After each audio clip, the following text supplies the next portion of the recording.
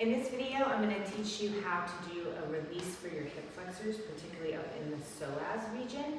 And so we're going to take a Pilates ball that's not quite filled up all the way with air, so it's a little squishy. This is a 6-inch pro body Pilates ball. We are going to take that. You have a bony, like hip pelvic bone right here, and then your pubic bone right here. We're going to take it kind of in between, and we're going to do both sides. So I'm going to walk you through, so it might be nice to just follow along with this video and kind of learn the movements, and then you can do it on your own. But you're going to place that right there between those two bones. We're going to lay down on it. So I'm going to keep that on my left side. I'm laying down on the ball, supporting my head here. I'm just going to breathe into the ball. So I'm breathing into the ball. I feel my belly rise into that ball. At the top of my inhale, I'm going to just pressure out a little bit more from my belly, and then exhale and melt over that ball. We're going to do 3 to 4 of those breaths just to sort of open up and stretch out the fascia on those. Then we're going to add some movement. So right here, let's take our knee straight up from our hip. I'm going to go ahead and come up to my forearms.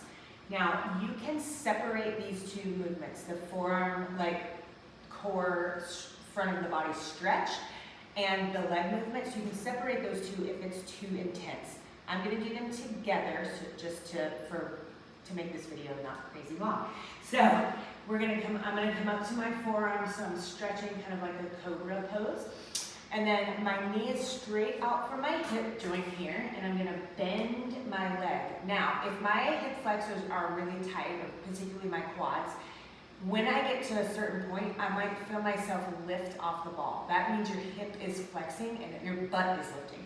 We do not want the butt to lift. We want to keep pressure on the ball. So go slow, and if you feel that starting to happen, see if you can just breathe into it. Maybe that's where you stay for today. Maybe you get a little bit further with that knee bend, but you just don't want to come take that pressure off the ball. So keep that pressure on the ball. Bend the knee as much as you can while keeping that.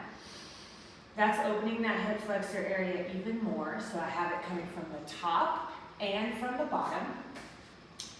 Then you can take a few breaths at any of these points just to kind of like melt into that, feel that fascia kind of let go. So you'll feel some tension in some parts. So feel that fascia let go, take a couple breaths. Then we are going to take the ankle across the body without moving the knee out. Just take the ankle across the body, and then the ankle goes outside the body. So we're just spinning that femur bone in the socket. All the while taking big deep breaths, lots of pressure into the ball, exhaling and melting around the ball.